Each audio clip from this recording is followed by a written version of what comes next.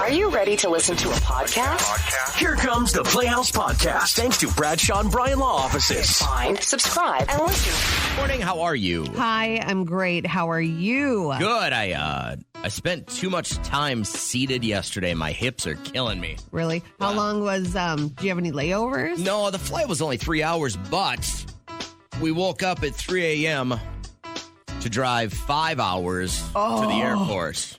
Why didn't you fly out of where you So were? you like flying out of St. Cloud?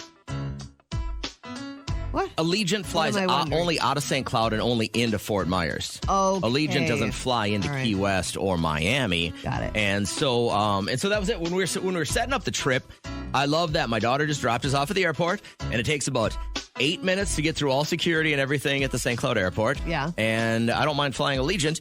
And then, and so the first night, basically, we got into Fort Myers, drove to Miami, slept there. Yeah. And then the next day, top down, chrome spinning, 3-hour ride all the way down to Key West. It was perfect. And then, but yesterday, that getting up at 3, driving 5 hours, putting gas in the car right before you drop it back off with your Turo driver, and then sitting there and waiting. I mean, it's just, it was 5 hours of a drive, 3 hours of this, and then The day of travel is pretty exhausting. But it was a good trip. So, what happened around here? Anything fun? Other than the Vikings crap in the bed. Hey, it saved us $104. Yes, it did. No, aside from that, just kind of like jam-packed everything that I would normally do on a day off. So brought Liam to school. That was lovely. Went and tried out the new coffee place in town. What else? We skied on Friday. That was a lot of fun. Good day for it, huh? Went and got all-you-can-eat sushi yesterday. Got some new throw pillows for my couch. Where'd you get all-you-can-eat sushi? It's called Kyoto, down by where my mom lives. And it is incredible. It's like you just order everything. But then you can't, because then they'll charge you more. So you have to just kind of know what your body can handle. What's on your plate, and then it's all you can eat. And they just keep bringing food. Nice. Yeah, it's awesome. And then went to Snowcross at Canterbury, where they're courting my sister's company. And when they want you to spend money with them, we were treated like kings. It was crazy. They brought us down onto the track. Like the snow was hitting our face. Awesome. He was like, excuse me, peasants. I'm bringing some important people through. So the boys were super impressed and got to see the press box area. They brought us up there. So it was a lot of fun. All right, in sports, even though the Vikings crapped the bed and didn't make the playoffs, they did not beat the Giants. Giants beat them 31-24. There was still kind of a cool moment that happened. The wild card game between, was it Baltimore and Cincinnati? As a lineman, this is your dream. This is incredible. Listen to this. 30, the 20, he will score! One of the longest plays in terms of a return in playoff history. A fumble scoop with the lineman bumbling, stumbling 80-some yards. It is awesome to see that stuff. I think my favorite part was they go to him and he has the oxygen on because he's such a big guy. And he's like, I need some oxygen. I just ran this many yards. The shock and all of it, that guy will never forget that minute for the rest of his life. More history being made with the Miss Universe, Miss USA pageants being owned by the same people. This is kind of, they're looking at it as a possible scandal, but I don't know who votes. Who votes for... We have judges. And that's it, right? It's not like the public or anything like that. Arbany Gabriel, she was Miss Universe. Now she's Miss USA. So Is that the other way around? Well, yes, you're right. You're Miss USA, then Miss now Universe. Miss Universe. The new Miss Universe is USA! That's what I don't like about that. Is she's not USA. They should be announcing her name there. Yes, I agree From with the United States of America. Yeah. It could be Jenny Schmidt from Finland. You know what I mean? Like, I hate that they're kind of boiled down to their country. Not saying it was rigged, because she's very well-spoken, poised, beautiful, exactly what you would want a pageant winner to be. She's hideous. She's hard to look at. She must be pretty smart. Just oogle.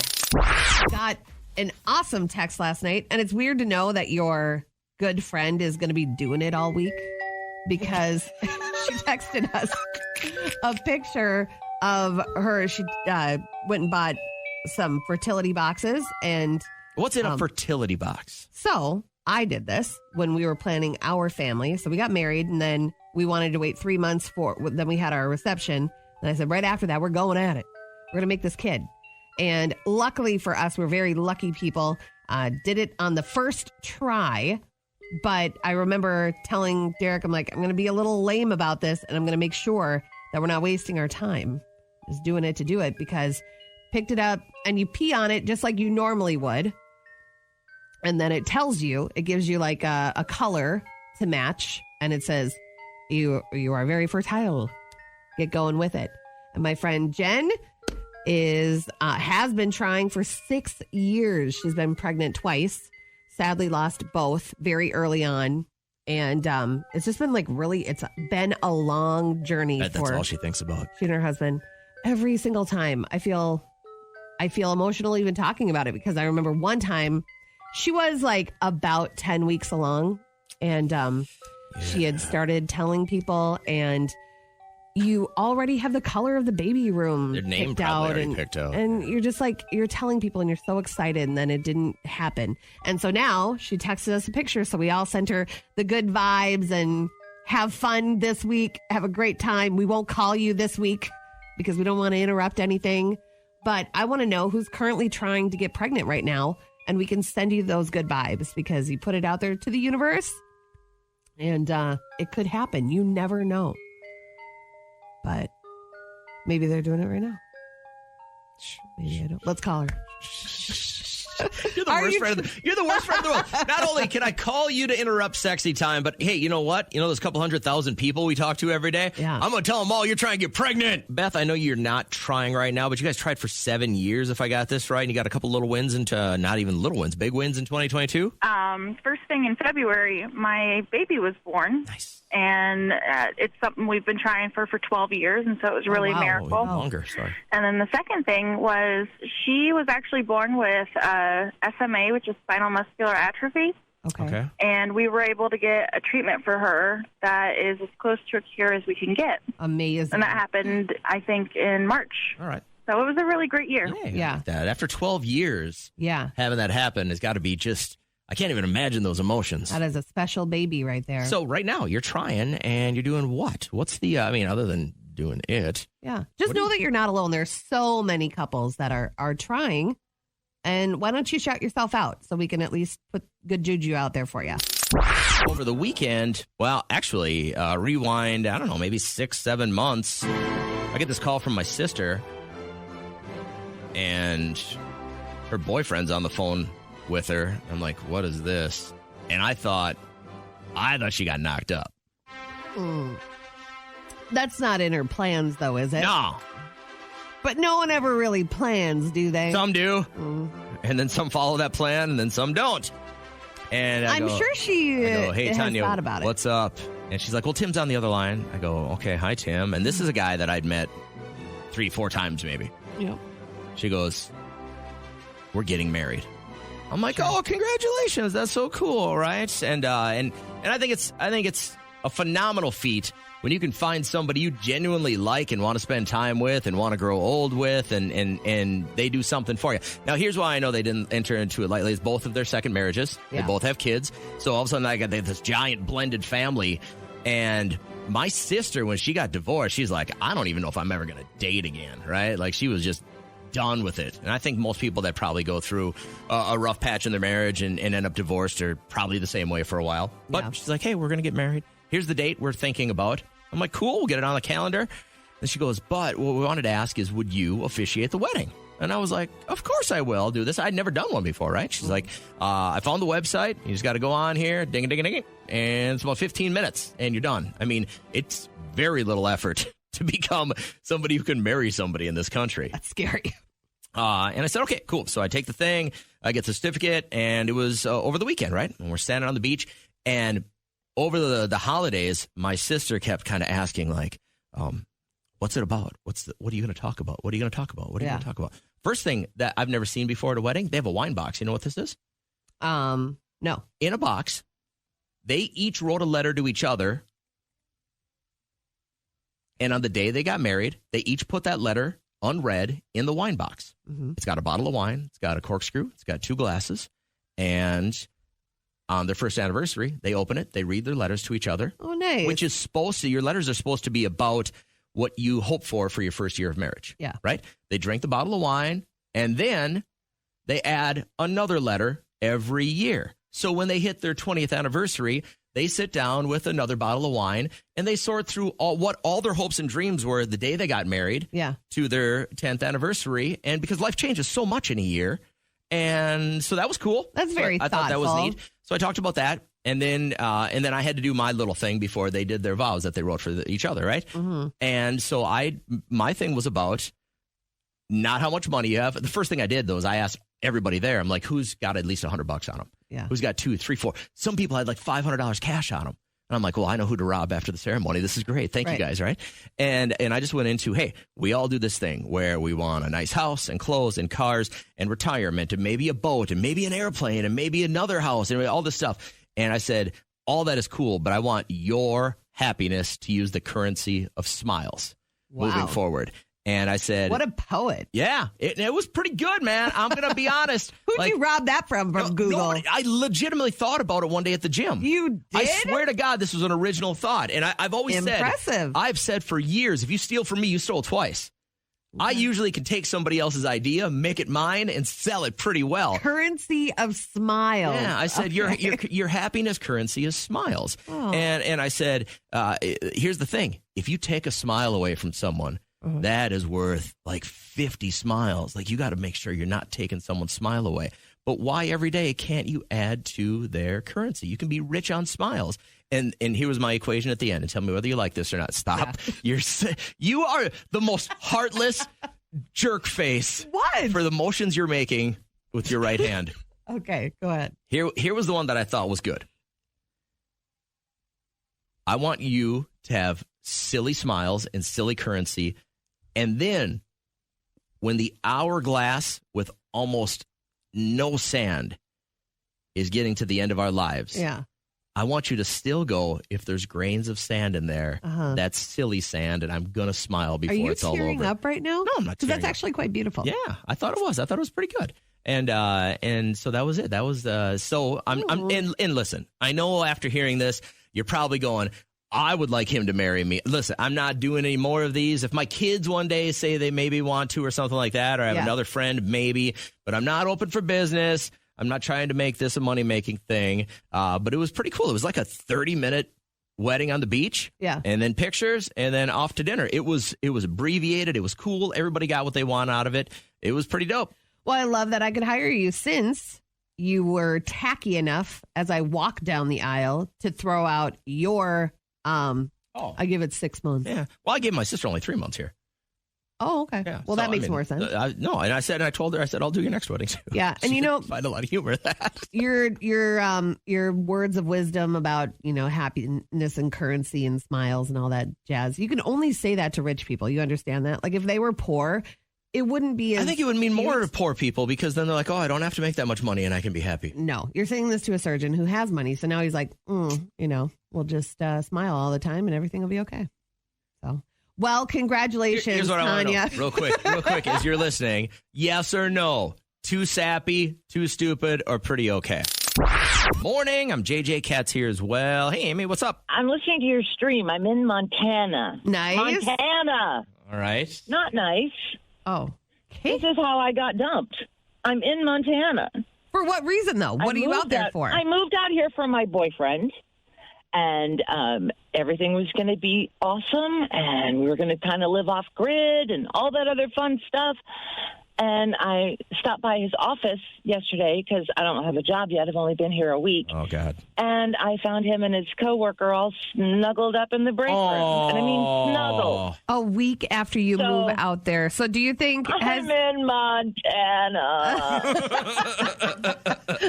I think that has to be up there with one of the worst ways to get dumped. You move all that way. Montana in the winter and you don't know what to do. Yeah, come back to us, girl. No, maybe a bear will eat me. Thank God for the web stream. Remember, you can listen any time. I mean, would you ever... I don't know if I'd move for someone unless I had the ring. I was this close. I was this close to moving to Las Vegas when I found out. Thankfully, I'm not like you because I found out that the girl that helped him move out, like, what's wrong with me? I'm like, oh, yeah, sure, she can help you move across the country. And then found out that they were getting together. They were getting busy en route to Las Vegas. And then I still said, sure, I'll marry Imagine you. if you'd have moved all the way out there. You'd have quit your job. You'd have moved out there. Was your family telling you, hey, stupid, wise up? No one They were told me ruling with you. anything. Isn't that weird? No one said anything to me. I was just like telling them what was going on, and they were like, okay, it's your life. That's got to be the worst, especially moving to a place that has nothing. Like Yeah. if you're into this, like you want to live big sky country, great. But now what do?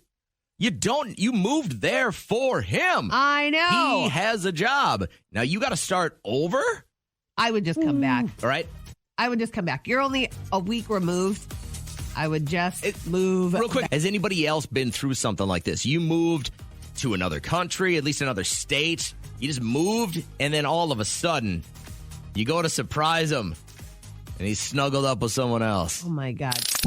Are you concerned about this because Liam is this age, or? I just think in however many days, it's like, 200 days from now, maybe a little bit more, he's going to be in middle school. Isn't it weird for me to say I will have a middle schooler?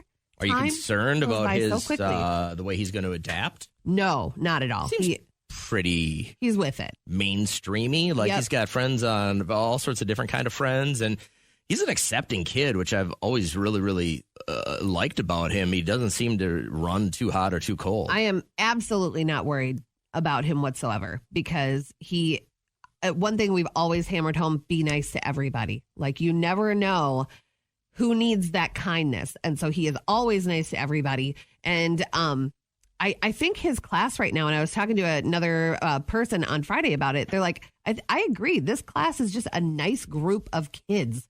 Like you only ever really hear about drama with just a couple of kids.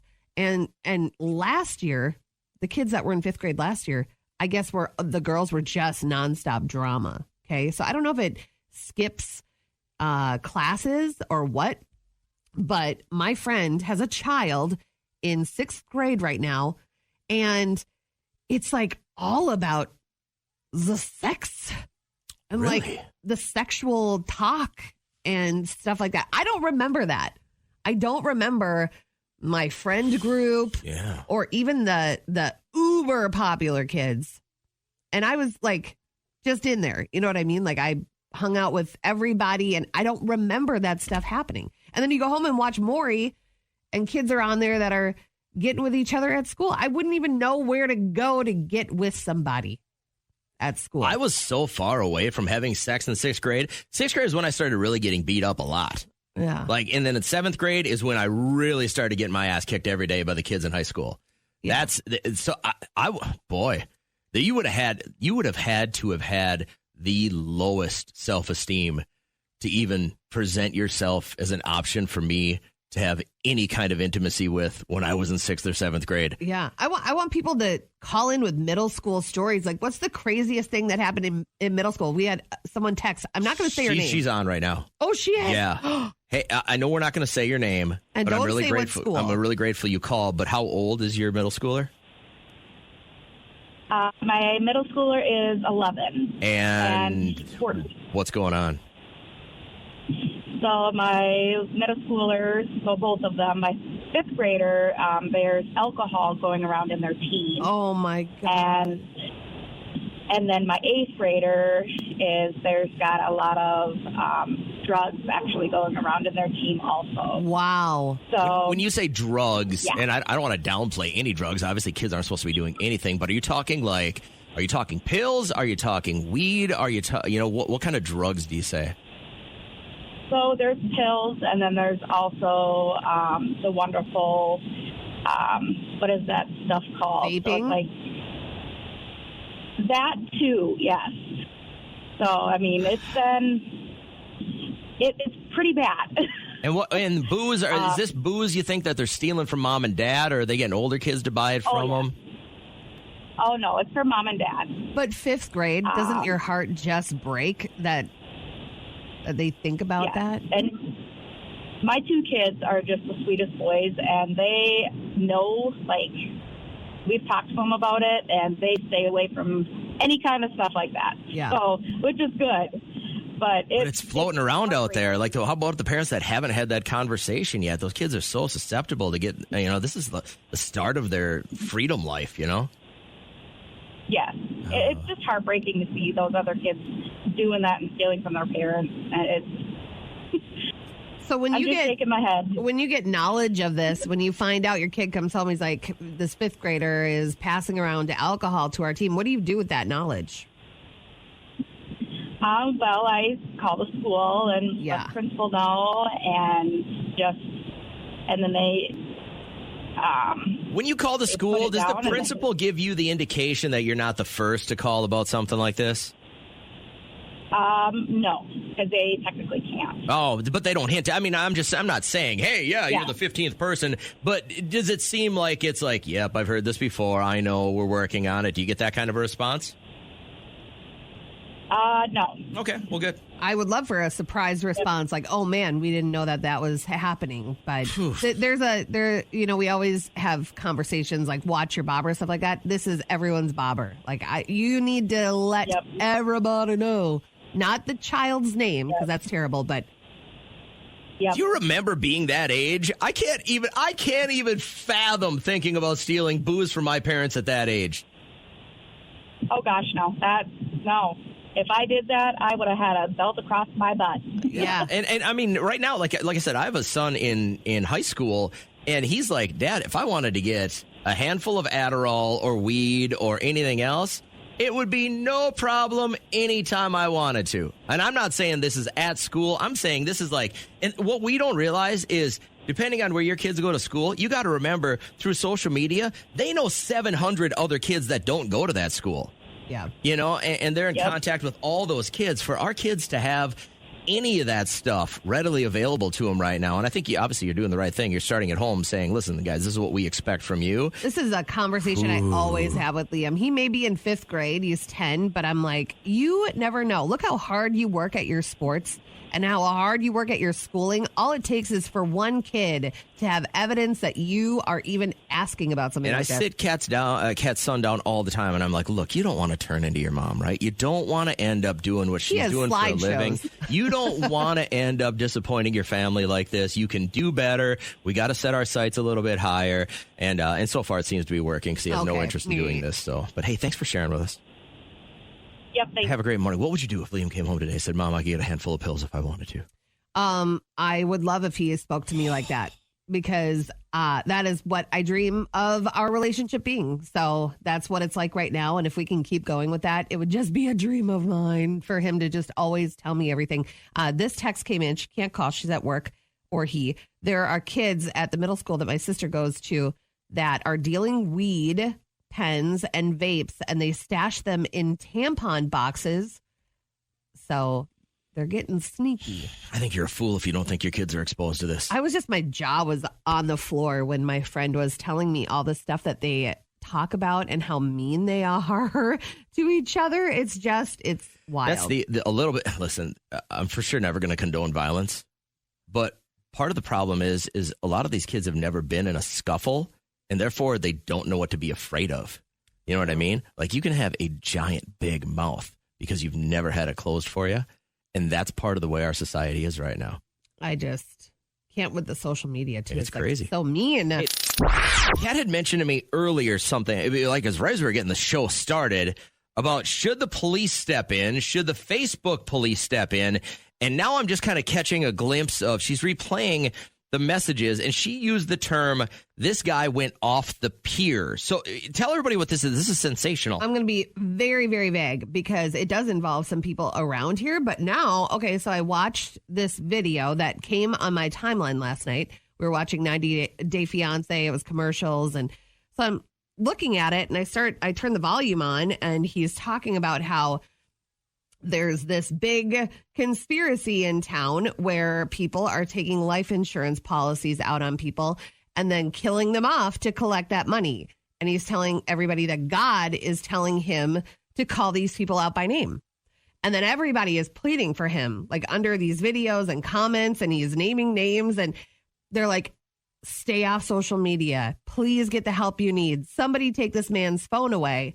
And I'm wondering, when does it get too crazy where Facebook does step in and stop this? Because it is not good. And then so I watch it and then I hear bing and I get a private message and he just calls me a murderer. And this is what I get. So I had conversed with him when my remodel was getting done. So he must have just been like okay back then. But then, okay, so this is a conversation you had with him a long time ago. Almost a year, 11 months ago. Yeah. And he was just asking how my remodel was going. Don't reveal. Your last comment to him was, nice. Well, good luck. Yeah. Fast forward 11 months, he just texts you the word murderer. Murderer. And so I unfriend him. Yeah. And I block him right away because I'm not going to deal with that stuff. But I wonder, like, do we know the rules with that? Why is nobody I'm sure people have been reporting them because he's using full first and last names. This is such a dangerous situation because you can't stamp out someone's First Amendment rights to some free speech here. You can when you are slinging people's names through the mud without evidence. So that's a defamation thing. These are dangerous claims saying that all these people, and myself in his mind included, are taking life insurance policies. And mental health is a big deal. I completely understand. Mental health is a serious thing. But so in your expert opinion, listen, we're for sure not experts. We're not clinically trained in this.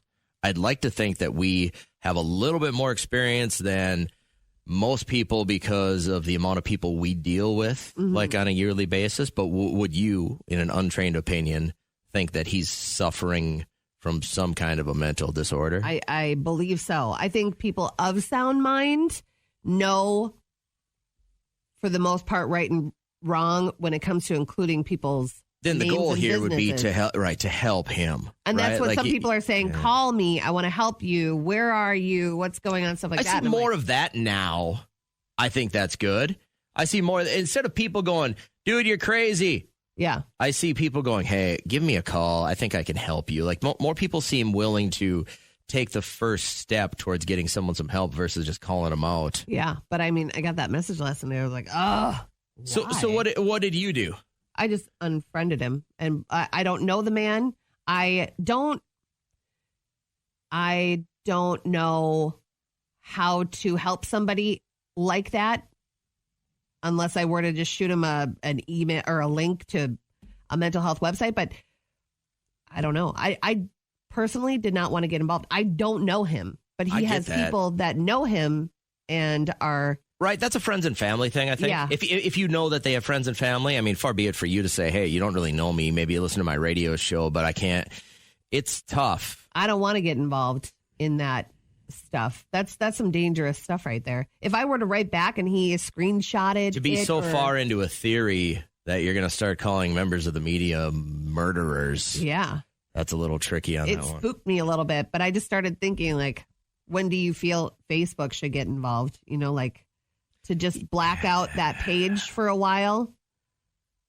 Maybe you have to. It's kind of amazing how the only thing I can really equate it to right now mentally is when people were saying, get your shot, don't get your shot, and how misinformation at one point could get you kicked off a social media platform, but accusing people of murder doesn't.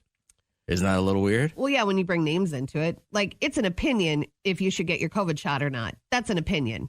And how you feel about people, that's an opinion. But if you said, my boss, so-and-so, made me get this, and now I feel like I'm going to die any day now, that's another wrongfully thing. Accusing a bunch of people for being murderers, though, that's kind of next step stuff. It's well, listen, strange. After I've heard all of this, my only opinion is I'm glad it's you and not me. That's it? Yeah. Listen, if you guys are looking to get into this kind of stuff, I gave him your address. You're into some conspiracy theories or whatever, Kat on Facebook is where you need to start.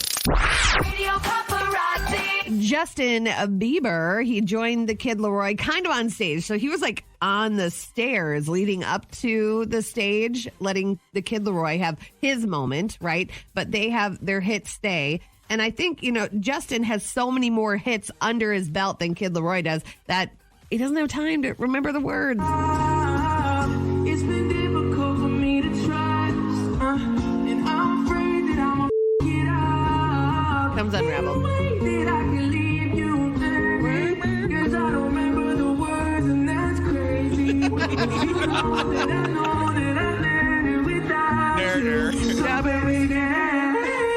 He got there, though. Sounded like the Swedish chef there.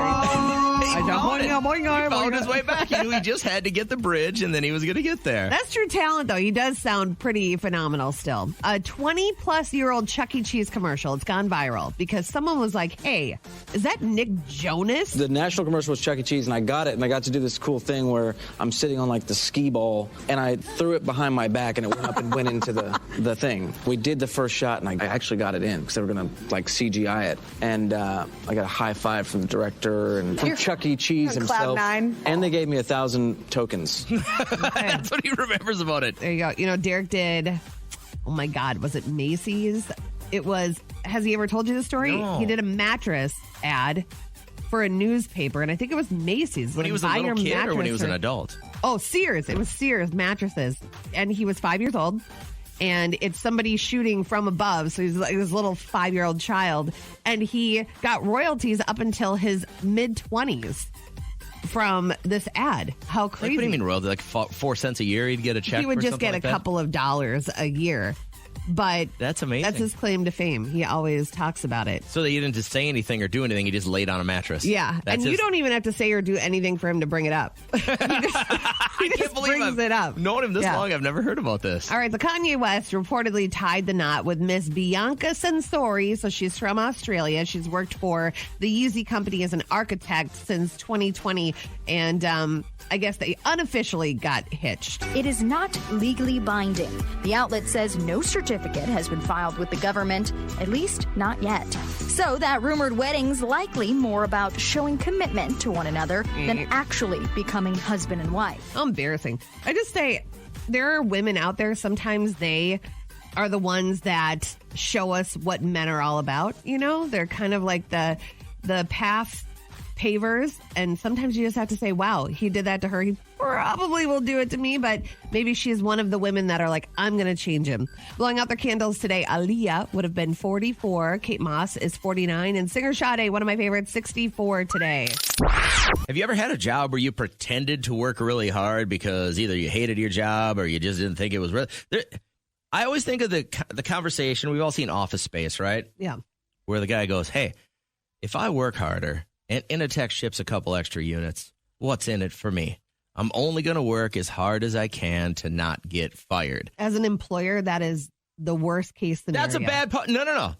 That's bad management then. That's what I'm saying. If like, you don't want your employees to be feeling that way. It's just going to spread. Have you ever had the job then that you pretended to work hard and you didn't even come close to it? I was so brilliant at what I did to look so busy. People would actually walk by and comment as to how good of a job I was doing, even though it was such mindless work. What was this job? It was at Rainforest. So it was in between when I was a tour guide, which is who sits in that big elephant up front. Okay. What do you mean tour guide? What do you just... Tour guide, I bring them to their table. The tour. You give them a tour. You have to bring them around the whole restaurant because each part of the restaurant has a different like theme. You have the elephant room, you have the gorilla room, you have where the rainstorm goes off. And so you give them the tour, you sit them down, and you say your server will be right with you. So it was in between that job and my server job, and I was just kind of in limbo. I'm like, listen, put me in, coach. I'm ready to make some money. And they're like, no, we don't have any openings yet. And so I'm like, all right, put me in the back storage closet, which was a mess, by the way. That's where they keep all of their souvenir cups that they upsell you on with the heads of Cha-Cha, the green tree frog. And so I would sit there and I would just make it look immaculate. Okay. And the managers would always just be like, wow, you are just incredible back here. This looks so fantastic. And I would just have music on doing nothing, but I would look so good at doing nothing. So that was it. How much do you think you stole from that company by not actually working? I don't know, probably 4 hours a shift. Every 4 hours day. a shift for, so you're thinking probably 20 hours a week for how long? That was about 4 months of my life. So 20 hours a week. So you stole 80 hours, 2 full weeks of salary from these people. If you wanted to do the math, yeah. Well, here's the reason I'm probably. doing the math.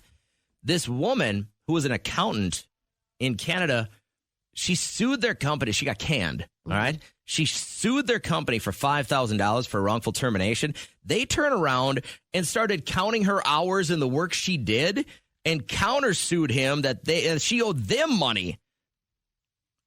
They said she was fired for time theft while working from home, basically not working the hours she said she was. Like when you go take your dog for a walk, or you're working at home and you watch TV, or make dinner, or drop your kids off at school and stuff like that.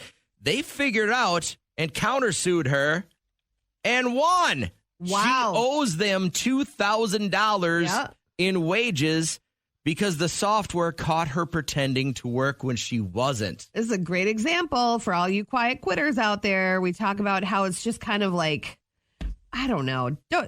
It shows character. It shows lack of character to quiet quit. If you don't want to work there, don't work there. Did you know they had software that could see whether or not you were actually working, though? Yes, because when I went out for my 30th to I went to LA, and my friend Carolyn, she works for drug companies all over the country, and she had this little laptop from work that every I don't know, 15 minutes, she'd have to go wiggle the mouse pad. Oh, that's what it is. So we'd be having our drinks and like out by the pool, and she'd have to bring it out by the pool, and one of us would have to wiggle the mouse pad because we were out there for Thursday, Friday, Saturday, and Sunday. So she was working Thursday, Friday, so wiggle.